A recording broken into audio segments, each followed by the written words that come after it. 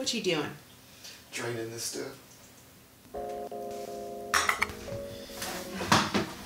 It's finally fall, going into winter in Texas. It's cooling off a little bit. Today, we are gonna do a 3-bean vegan chili. And yes, we're gonna do an option 2 for all you meat eaters out there. Don't even worry about that. You know, people will ask me, they say, Atlas, are you vegan making this? I'm like, I'm not, but I do like vegan meals. I like all meals. And we got a little bonus recipe today. If y'all stick around to the end of the video, with our garbanzo beans, we're actually gonna make a little dessert out of it. So you gotta watch the whole thing for that.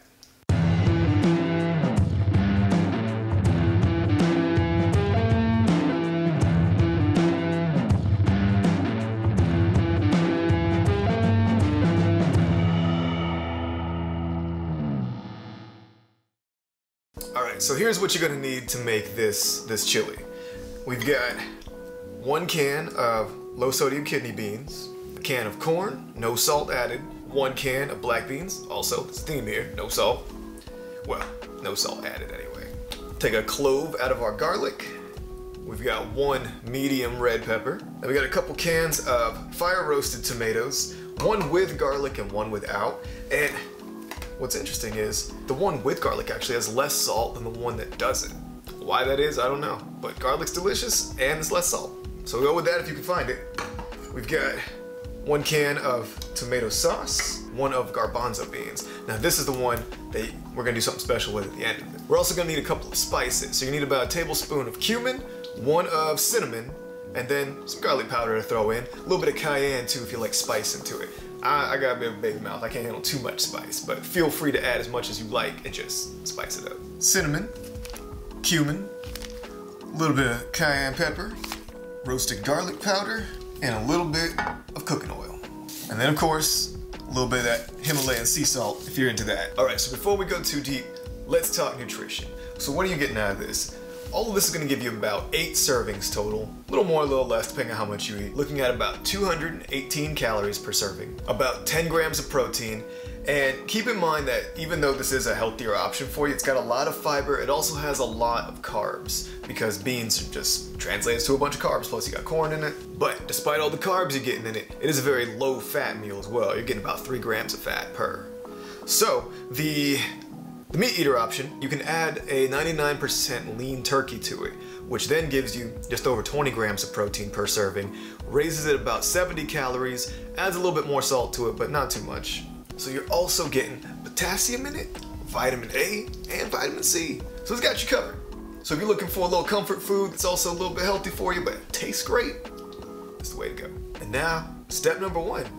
Y'all already know. I know you've seen the lentils video. I know you've seen the squash. Wash your vegetables.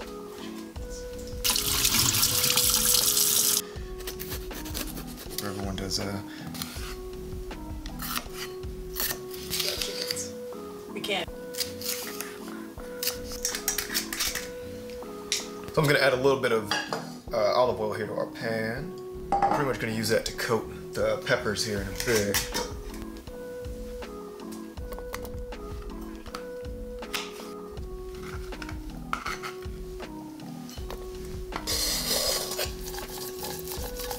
Next, we're gonna go ahead and dice up our garlic. Moving on.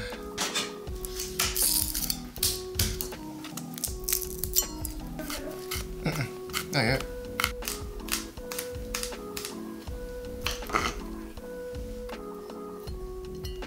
Now, let's add in a few spices. I'm gonna throw some cinnamon over the top, some of the ground cumin. I personally like to add a lot of cumin to it. Some people, it's not their thing. My old roommate used to say it kind of smelled like a fart, but I think it adds a ton of flavor to the chili. And honestly, I'd never used cumin before. I only ever used garlic. This is pretty great. So try it out, see what you think of it. Now just a couple hits of spice. Just a little bit though, just a little bit. And then we're gonna put a small pinch of your pink Himalayan sea salt.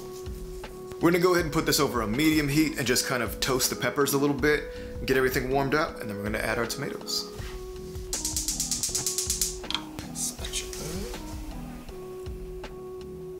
My reflection's in there. Do it again. What I'm doing here is just kind of getting these rolled around the oil and spices to get them coated a little bit as they warm up. Kind of just makes the flavor pop, you know? Oh, is the oven set to 250? Why do we need that? Gotta keep watching to see. Gotta keep watching. So now that we have everything toasted up, we're gonna go ahead and throw in a couple cans of tomatoes.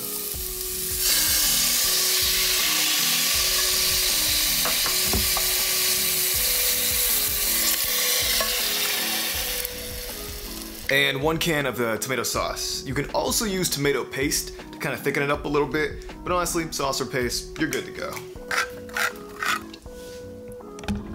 Mix everything together here and let it warm for just a little bit. Then we're gonna go ahead and add in the rest of our ingredients. Probably just let it warm for maybe 2 to 5 minutes. Nothing too long, just to kind of let everything get mixed in. Filming up my nose again. We're filming up my nose again, aren't you? I know you are. We're gonna go ahead and open up our can of garbanzo beans. Now, normally, you wanna open them all up, drain them all off, but this time, what we're gonna do is actually save the liquid that's inside the garbanzo beans, or inside the can, I guess. So this is called agua faba. It acts the same way egg whites do. So we're gonna make a little dessert out of that. All right, let's go ahead and start tossing in our beans and our corn. First off, throw in those garbanzo. These are also known as chickpeas. So if you see that on the can, you're still doing fine. Add our black beans. A little more fiber in there with the kidney beans. And last but not least, our corn. Now we just want to go ahead and mix everything up. And this is also a good time if you want to taste it a little bit and see if you want to add any more spices, because adding in the different vegetables does kind of change the flavor a little bit. So I like to check it, add a little more cinnamon, add a little more cumin, and if it's lost that edge you're looking for, need a little more spice in it, throw a little more of that cayenne pepper into it. You can also add salt if you really want to, but I mean, y'all know me. I try to watch my salts if I can. And all these canned items, they all have salt in them. But salt and pepper is always an option. I'm gonna go ahead and add a little more of the cumin to it, a little more of the cinnamon, and then a little roasted garlic, just to give it a little more flavor burst. Y'all know I can't eat onions, but I can definitely eat some garlic, and I will. I just love it. Just throwing a ton of garlic. It's good for your heart, right? Good for your circulation. People, science has said garlic is good for you, so it's also delicious.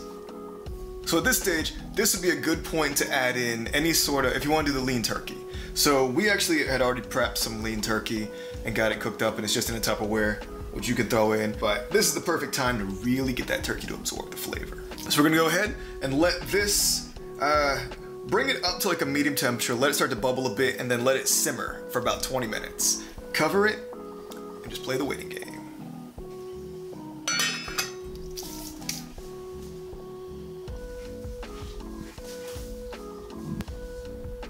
Also, don't forget to recycle your cans. It's good for the earth. We also have the added benefit of we saw the keyhole garden video, right? So we got our compost bin we put everything into. And if you're curious about that, check out the video. Of course, we also got chickens, which they're kind of like our own little compost bin. Just kind of give them the leftovers, let them get into something too. Oh, actually, side note, beans are not really that good for chickens. Now they are if they're cooked. If they're already soaked, they're already cooked through, you can give it to them. But like, I just learned that beans uncooked can actually kill chickens. Don't do it. I've been telling y'all, you gotta save the garbanzo bean juice. You might be wondering why. But now, we're gonna make some meringues. Vegan meringues. You're welcome. I know you're out there watching, Devon. Welcome. Looks like a bowl of pea, is it? We'll find out. First step is, we're gonna go ahead and put some parchment paper, not to be confused with wax paper, over our baking sheet here.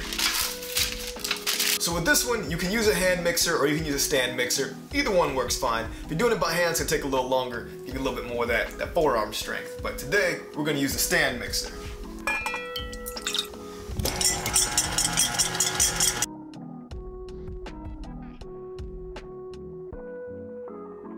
So here's what you're gonna need in the meringues.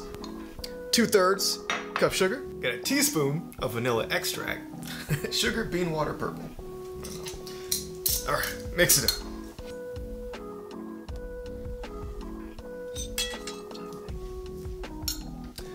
So we got our vanilla extract in there. We're gonna go ahead and turn the mixer back on and slowly start to add our 2/3 cup sugar into the mix.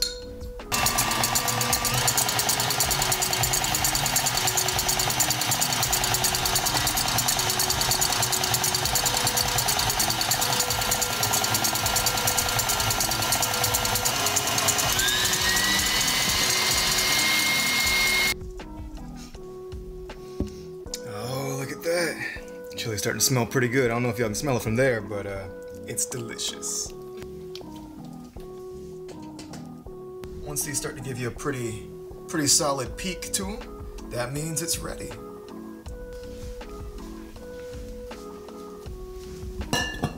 Peaks signify the meringue is ready, and we're gonna go ahead and put little dollops all across our baking sheet here. Yeah, that's the max size. There's so much meringue, we're gonna grab one more tray because we can't let this goodness go to waste.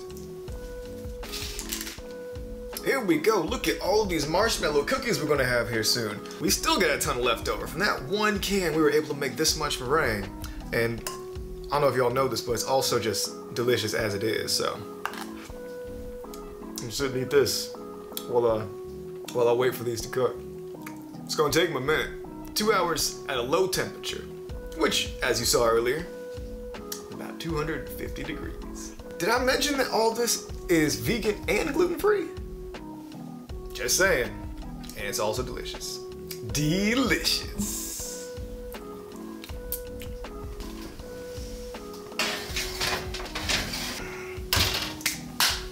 So now, our chili should be just about done.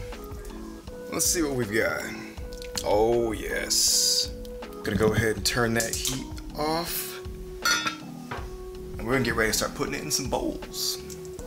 Now we've got our finished chili.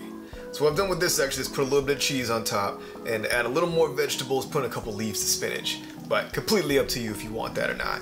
Now let's go ahead and check out our bonus vegan dessert.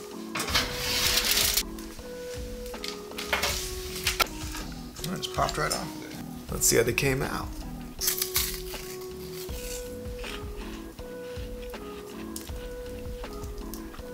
That's pretty good. Not bad for sugar and bean water.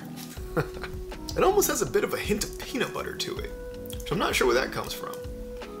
That one can made all of these, and it was all from stuff we were just throwing away anyway. Maybe just drain off the liquid, get rid of it, but instead, we have turned it into dessert for, I mean, obviously this is way more than one serving of it, unless you just got a bit of a sweet tooth like myself. Gluten-free, dairy-free, and vegan. And tasty. So there you are, everybody. Vegan chili to warm you on these cool Texas nights as they're coming in. And a little dessert along the way. Alright, so I'm gonna go ahead and start working on all this. Y'all go ahead, make you some chili. Leave something in the comments below. Let me know what you think of it. Any questions? Let me know. And don't forget, like, share, and subscribe. Always subscribe. Alright, catch you next time.